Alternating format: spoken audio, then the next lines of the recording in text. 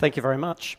The ambition of the Rightsize Service is to provide both downsizing and upsizing options for homeowners, and at the same time create additional small footprint infill housing, and to do this in our established suburbs without knocking down our existing housing stock, whether that housing stock is heritage listed or not. Because we know that people have limited housing choice when it comes to downsizing, if they want to stay within their established existing suburbs that they know and love. Because in many suburbs, not just in Sydney, but Greater Sydney and elsewhere around the country, our suburbs are quite often very homogenous.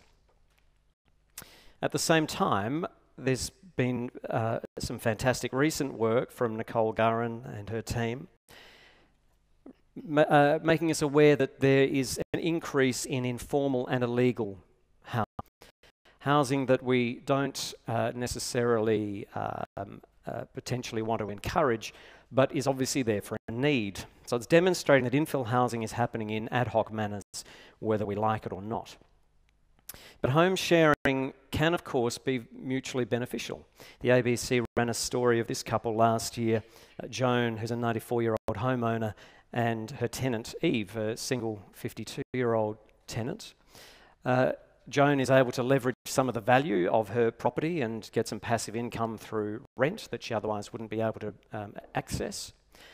And for Eve, it provides an affordable rent when she would otherwise struggle as a single person to get that. And of course, there's a massive social benefit where the two of them access a way of living and a community within their house that they otherwise simply wouldn't be able to have if they lived alone. We think that infill is possible through alterations and additions. So a lot of the work we do is particularly interested in these little brighter boxes down the bottom of the screen under the word alterations. All the sorts of things that our suburbs never intended to have, but nevertheless have occurred throughout time. Not that that's a bad thing, it's just a statement of fact. As a society, we have moulded our suburbs and allowed them to transition into something very different to what they were when they were first imagined. And there's a financial capacity that we think can be leveraged because of that. Australia this year is spending about $101 billion on housing, and over a third of that is in housing alterations and additions. And in Sydney, $13 billion of that is being spent. It's a massive market, an existing alterations and additions market that we think we can tap into to provide some additional housing choice for people. So in simple terms, the Rightsize Service idea is that people renovate, as they already do, but in that process they create an additional dwelling or dwellings, and that throughout that right-size process that they create an additional dwelling for someone to rent from them. So what is right-sizing? It's about not necessarily always getting small, but having the potential to get big. So a house might be renovated to make it larger, and it might stay in that format for a while, and then be converted to 2 or more dwellings. Or it might be converted to 2 or more dwellings in the first instance, and then flex back out again to be a larger family home down the track. It's a family home and an investment property, so allowing people to unlock some of the value of their home.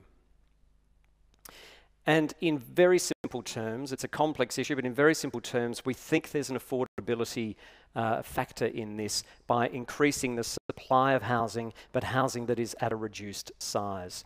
So not just more housing, but housing of a far greater variety that matches our changing demographics as we have many more members of the community living in single-family households in particular. And we want to couple this affordability with increased amenity by having high-quality shared landscape rather than low-quality privatised landscape, and giving people access to existing services in these fantastic established suburbs that have great networks and services available to them. The idea is that we partner the homeowner with a community housing provider or a community housing provider like not-for-profit Service to not only act as a financial broker in the process and manage the rental aspect of the property, but also act as that introduction service to make sure that the right homeowner is matched with the right tenant. So like Joan and Eve, who we saw before, who have voluntarily come to do this, they broker that relationship to try to ensure that there is some sort of long-term relationship being established with owner and tenant. And we imagine that as a rule of thumb, it might be that there's a minimum 5-year lease that the homeowner has to agree to, which in addition gives some stability to the tenant who might otherwise be facing 6 monthly tenancies or 12 monthly tenancies and keeping their fingers crossed that they get the extension on the lease. Thanks, Damian. So I apologise in advance because well, thank you. I realise we've also got plans and not a pointer, so this will be very interesting. So I'm just going to talk a little bit about what we've been doing over the last couple of months, and we've been focusing on design test because this is a model that will be deployed in a lot of a variegated range of housing, so it's not something that can easily be rolled out into plain sites. And we've been doing that with a group of Monash University third-year students. Not just because they're budding designers, but because they're millennials and they completely understand some of the conditions that are likely to be faced in right-size housing, both because they all either live in a share house or share with their parents as multi-generational household. So I'm just going to talk about 3 key principles that we found through the design testing. The first of which is this idea we're calling living clusters. And again, apologies for the plans, but focus on the 2 different colours of pinks in this. It's not necessarily have to be read as a plan, but as a diagram. So typically, Australian housing is arranged with sleeping quarters together and living quarters together, which works well in a number of circumstances, but it's really difficult to have 2 households sharing that space. So we've been looking at how you might reconfigure floor plans to mix those 2 types of areas within a house into clusters, and through doing so, ways that you can subdivide that to have single independent households. With this comes a need for considering circulation and dual access. And again, apologies that this is a plan, but consider that this is a block, and in many cases in Sydney you have a laneway access that you could have your own additional access point to, but we're also looking at other ways that you could enable separate access within a dwelling, so moving down the side of a block and entering and splitting off from the middle. Or using a circulation corridor on the side that enables you to access different parts of the house independently. And finally, this idea of all for one, one for all, which is the notion that it has to work as a single dwelling and also a multi-res. So we're trying to avoid plans like this where it will operate as multi-res but not work as a single house, and also thinking about the identity of dwellings either as a single dwelling or multiple through different access points.